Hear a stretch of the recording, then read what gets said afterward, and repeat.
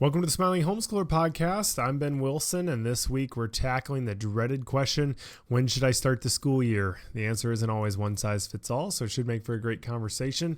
We're also going to be reminiscing about some of our family RV travels and talking about the lasting value of making memories together as a family. But before we begin, we just want to say thank you to Teaching Textbooks, as always, for making the Smiling Homeschooler possible. Their math curriculum helps thousands of homeschoolers smile each and every day, and we hope you encourage. And we would encourage you to go check them out over at teachingtextbooks.com. We really appreciate their support. Also, today's show is being underwritten by Samaritan Ministries. They are a community of Christians who pay one another's medical bills, helping families take a safe step of faith as they feel God's leading in career or in ministry changes or in bringing mom home. You can learn more over at samaritanministries.org/familyman. But all right, let's get going. Here's my dad, Todd Wilson. Well, hey, everybody. It is a bittersweet time at our house. It's August the 5th as we record this. We're less than 2 weeks away from Maggie's wedding, which is just mind-blowing. We're kind of moving into full tilt gear here. Plus, we've got a ton of other things. And on top of all that, school is in the air. Whether I like it or not, and I don't, for the record. Schools around here are starting up, and I know some of you are starting school, thinking about starting school. Maybe you're not thinking about starting school. I know it's far away from my wife's mind because I know we've got the wedding and then we got some other things, and we're going to take it probably till at least the end of August, maybe the beginning of September before we jump in. And that's what we're going to talk about a little bit. Ben said, asked, or said at the beginning, when's the right time to start? I don't know, Ben, has your wife already started talking about beginning? Well, I don't know about something. At night in our bed, we were trying to go to sleep, and she's like whispering to me, like, I think I need to do this for the kids, and this is what I'm going to need to print for his math, and I need you to print this for writing and, English and whatever else it was. So she was kind of like thinking through it all because she's like, I got to get ready to start and have all my stuff ready to go. So we were talking through it, which we're excited to finally be able to have a kid that's at the age to be able to do teaching textbooks. So Rinley will be starting that, and maybe we can talk to Rissa more about what she's going to be planning on doing with the kids.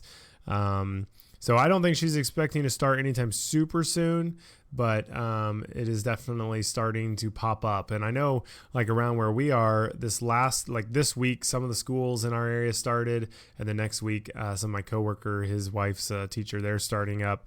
So I mean, it just feels so unbelievably early. I mean, I get it's August, whatever, but every year it catches me off guard on how quickly it comes back around. So I know it's definitely, there's starts getting that little out of pressure. You've got all the back to school stuff everywhere, and so you're like, should I start now? Should I wait? How long do I wait? And it's just always tough to make the decision. So, well, even the feel of it. I mean, your kids have not been playing in the pool like they were a few weeks ago. And even though it's nice and warm, there's something in the air that just says, it's feeling like we're moving on, which I hate. If I could scream into a pillow right now, I would. But it's 59 degrees this morning. It's just like you start getting the cooler morning or evenings again. It still gets hot, but it's just like I don't want it. I don't want it at all. Well, my daughter-in-law Carolyn, she was like here the other day, and she's like, "Oh, it's starting to feel like," and I interrupted her. I said, "Carolyn, you can leave my yard right now if you say that word. Totally. I don't want to hear it. Don't talk about it. Don't smile and wish it were here." Well, and it's hard. We know what follows that. It's hard because, the schools, they start so early because, one, I mean, I remember you've talked about, Dad, they rarely almost ever did snow days or, fog delays and stuff like that. Like, they didn't really do as many, it seems like back in the day, as cancellations or missed days as often as they do now. So there's a lot of days that they're making up throughout the year, so I think that's one reason they start earlier, is just so they have plenty of time to make it. And then also, people are, not doing, both parents are working a lot of times, so it's just an inconvenience for a lot of people. So there's not a lot of incentive for them to not get started up early again. Because I mean, if anything, I guess they just stop earlier. I don't know exactly how that works, but snowflakes. Yeah, right. But we don't have that pressure. You don't have to worry about any of those things. You're going to have 100% attendance rate because your homeschooling is happening every day that you're parenting and interacting with your children. So as we always talk about, the whole I have to start now to get it all in is just not. I just feel true. I feel like we are not homeschoolers are not on this calendar. I just feel like, it just feels silly to me to judge how much we learn by how many days we did something. Mm-hmm. I mean, you wouldn't go to a piano recital and the guy stands up and says, "I'm good because I practice 180 days out of the year." You don't even care how many days they practice. You just want to see the end result. And I think homeschooling proves it over and over again that it works. And so, and again, I sometimes feel like I'm a broken record because I say the same thing over and over again. That you can count all these days. I'll hear mom say, "Well, we're going to take a month off, when we have a baby." And I'm like, well, but you didn't have to start early to take a month off to have a baby. You can count those days as well. In fact, we're going to talk about, we had a big moment in our life this week. We sold the Family Man Mobile. If there was a sound effect that everybody went, "Oh," that would play right then. But, really, our RVing time was the best homeschool we ever did. And I don't know if you remember, Ben, but it didn't look like homeschooling in our home. We didn't have, because some of you were distracted easily. You couldn't concentrate. So when we first started RVing, we thought, oh, we'll just take all our books, and we took tons of them. And, and by the end of our 3 months out on the road, we hardly even opened them. And I know that, and every year the stack got smaller and smaller until I think by the end we were traveling, we didn't even hardly take any books, maybe a couple read alouds and a couple iPads so they can do some things. But I stand by my initial comment that it was the best homeschooling we ever did because 100%. It was just the way learning was meant to be, because we would go and see things. And when we would go to those places, everybody kind of took what they wanted. We didn't make them write down what they learned. What did you see at George Washington Carver's, homestead? We didn't do any of that. They didn't have to write a report. They didn't have to color any pages. But I remember George Washington Carver's home specifically. And I just remember how my oldest kids at the time, how they all took different things away. I remember Ben and Sam really liked the history of it. They liked hearing his voice and seeing things and reading some of the things and, walking down this path to where their cabin was, where he was born, I think. And I remember Ike along the way was just looking in the tall grass, looking for bugs and, things out on the trail and insects, which is the same as bugs. Yeah. And then Catherine, she would just walk around the museum and talk to these old people. And I thought, really, everybody took what they wanted out of it. They learned what they needed to learn from it. And it just struck me that even homeschooling, we just we take them somewhere and they pick up what they're going to pick up, I mean, because really from those days, I'm not throwing mom under the bus. Like if she remembers doing more, then she's correct because I was just a kid. But like I genuinely don't remember almost doing any like school work in terms of books and stuff like that from really whenever we left, which could be, maybe end of March into April and then May, June kind of area for years, all those years we traveled. But by far, those were the most influential. I learned the most. And to be fair, like we did do a lot, which, most people are not, that's not going to be their experience. And that's totally valid. But doing all those other things that you're doing as a family I would bet real money will have a lot more lasting effect long-term through their life and make them who they are than, you were 100% consistent on getting your science curriculum done every single day. Those are the things that really make people, the character, their love of learning, all those kind of things, that you are making memories together as a family, that you're doing life, that you're learning things as you do life, all that kind of stuff makes a huge impact. And obviously, as you're learning stuff, I don't remember specifically the day I learned to read, but obviously those things making a massive impact on your life too. And you have to chip away at those things to, long term, it does make a big deal, but don't ever discount the value that those non-traditional things are providing to you and your kids. But I do think it's interesting, Ben. You said, not everybody has to go out and get an RV, of course. Right. But I do think it's interesting because, like I said, we sold the family mammo wheel this week. We sold it to the Rhodes family. And I'm super excited for them. Kind of as they kind of shared, they said, we're kind of getting into RVing because we heard you talk about it years ago, and the benefits of it and the fun of it and what we saw. And did you tell them you're selling it because of stress? Probably, and so the circle of life has come to fruition. Now they own our RV, and they're going to go do some of that themselves. And, of course they were scared. But as we talked, it became more cemented in their mind because I said, and I didn't try to candy coat any of the RVing. I said, it is hard at times. I said, it's expensive at times, but it's kind of the cost of doing life. I said, you can do some of these things or you can, and not these things because I say because I think they're good, but because they think they're good. And so I said, you can do them or you can stay home. And I said, worst case scenario, you don't like it and you sell the RV in a little while. And I said, that's not so bad. The best case scenario is you love it and you have some of the same experiences we did. But I think it's encouraging to me to see people who are brave to step out because when I first met them, they said, I think right out of their vehicle, we've never camped in our lives. And I'm like, a few minutes later, I said, so are you handy? Is your husband handy? And and the wife goes, no.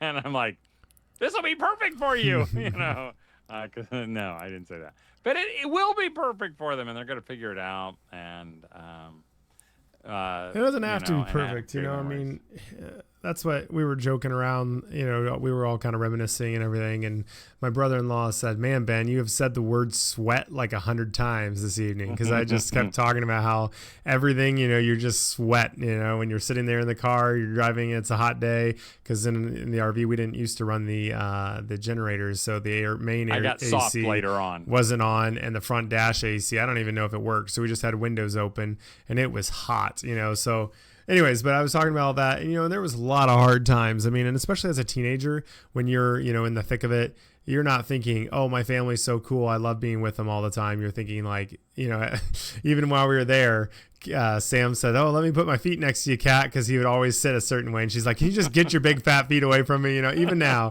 when they're 30 years old and she's 28, that's exactly what happened. And they were always annoyed by it. But now, looking back, no one said anything. You're joking about some of the negative things, but it's all good memories. God uses those and converts them into just amazing memories that we just all look back and cherish so much. Even though, there were lots of hard times, and this family will have lots of probably hard times if they've used an RV for more than a week or so. The chances are high that it will have an issue, so but that just it's just crazy how that works. We can say that now that we've cashed the check. Yeah, exactly. That's the same with homeschooling. It's not going to be fun day to day. It's not every moment is going to be smiling. We hope you smile, and we hope that the encouragement we provide helps you do it more, but the good thing is down the road you will smile the whole time you think about it. And all of those memories are going to be good for almost all of them. Yeah. Oh, go ahead. Nope, and I thought it was so fun because the night before we sold it, we had everybody over and we had a campfire out in our yard, and we were just talking about the RV, and everybody was talking about, and Ben picked some questions generated by ChatGPT, and they talked about places they had been, hard things that we had gone through, and it felt a little bit like the death of me. It felt like they were talking about me, like I was dead, and they were going, he really was a pretty good old guy, Um, but it was so sweet to his mother and I, and it was super emotional, and just to see the impact it had in our family, and and like Ben said, I think homeschooling will be like that for our kids and your kids as well.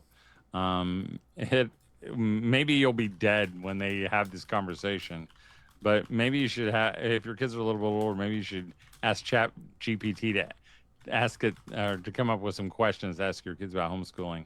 And when they're all together, just ask them those questions, because I think you'll be surprised. Yeah. Um, Yeah, it is fun. Well, before we continue on that, I do want to say thank you to Teaching Textbooks for making the Smiling Homeschooler possible. We've recommended them for years. I used them, and I think all my siblings have used it.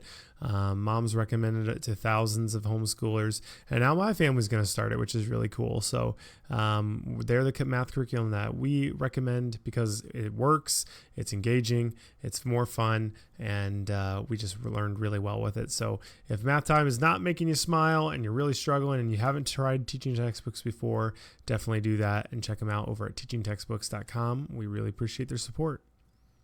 And like we've said for the last several months, we want to thank Samaritan Ministries for being a part of this, and to let you know that they now offer an additional new sharing option called Redeem Health Share. It's the same great ministry with Christians helping Christians, and it still involves prayer and notes of encouragement.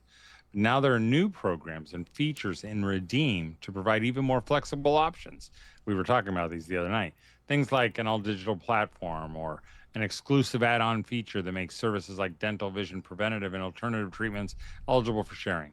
So check out Redeem Health Share at redeemhealthshare.org, the next generation of healthcare sharing at Samaritan Ministries, where faith meets affordability and the freedom of care. Yeah. So, I mean, kind of this is a little free ranging, but, what do you think about, do you think there's any value to riding the momentum? Like if your kids are starting to get excited about, maybe they got the new, all the new stuff from the convention or whatever, or you got their book and they were wanting to start it or something like that. Do you think there's value in starting if they're like in another week from now, the kid's like, I want to start math, should you go ahead and do it? Can you piecemeal it? Where maybe you start a couple things. I think mom's done that in the past where she'll just go ahead and start maybe a subject or two at some point and then kind of start, fully going into the whole thing. Or do you like more strict, we do not start until after Labor Day kind of deal? No, I mean, I would pick Halloween. But here's what I would say. I know some people would say, hey, if your kids are ready to go, jump in there. I'm not really in that camp. I'm more in the camp of when mom is ready to go, then you go. Your kids will be banging on the door and saying, I'm bored, I want to start my new book. And then you'll start it. And then like a week later, they're going to go, I hate this. I don't want to do it anymore. And they may be ready, but mom gets to decide. The same way in other things too. I mean, some of your kids might be really young. Maybe they're 4 years old. And everybody's saying, well, they look like they're ready to read. They should be reading, and maybe your kids are ready. That doesn't mean you need to start. This learning process is not a race to the finish. It's a journey, So, yes, you can start math and say, hey, if you want to look at your math book and you want to plug away on a few pages, go ahead. But when you get stuck, don't come to me right now. We're going to start a little bit later. So I think you get to determine. I probably wouldn't let my kids determine when we start. Yeah. And if you are new or this is maybe your first year, just being aware of there is going to be probably the kind of hitting the wall where you will feel some of that, adrenaline, excitement, and all this newness for the first maybe couple days. Maybe it's just a few minutes, and then you're going to hit the moment where there's the reality of, oh man, my kids' attitudes are still here, or now the newness is wearing off, or the fun part of we get to be home in our own house versus going to school this year.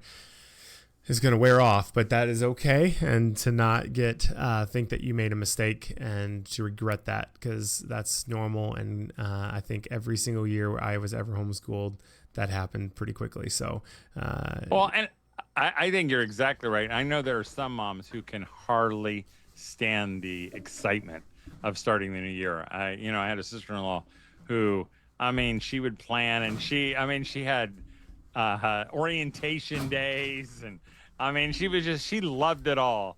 And the excitement of getting ready. Your mom didn't, not so much. In fact, I have a meme. I'll probably be posting it on Facebook.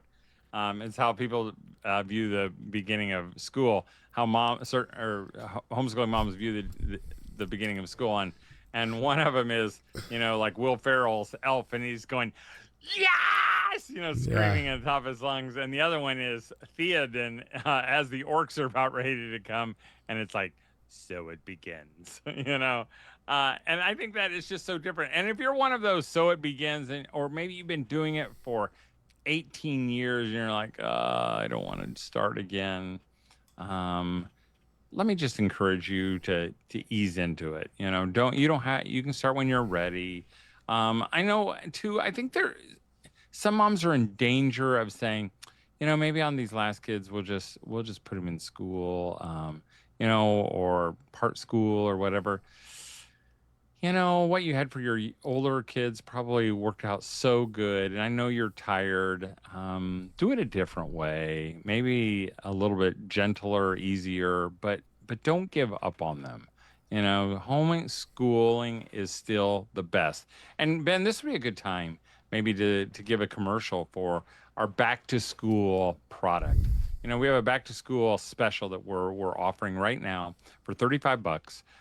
It comes with a T-shirt that is on a super soft heather sage greenish shirt. Actually, Renly, Ben's oldest daughter, told me, "Oh, this is my mom's favorite color shirt." And it just it says homeschool across the front. That's all. But in between home and school, there's a greater than symbol. And it says home is greater than school. And it's just a reminder to you, to your children, to those who see you, that yes, you homeschool, but the emphasis is on the home part. And then it comes also with a perpetual 365-day Smiling Homeschooler calendar. And on each page it has something funny, a cartoon, a quote, an encouragement, a verse, and it's good for year after year.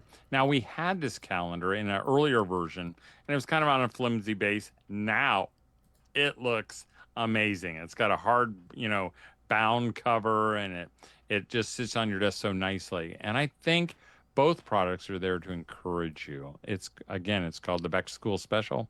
You can see it at our website at thesmilinghomeschooler.com. And for those listening, to get there, if you go to the store on the website, and then it'll take you over to the Family Man store, it's on the specials tab on the page, and I'll put it in here in the chat on the Facebook post. So if you're listening after the fact, you can go find the Facebook Live, and in the chat there, I'll pin the comments so you can see it there as well.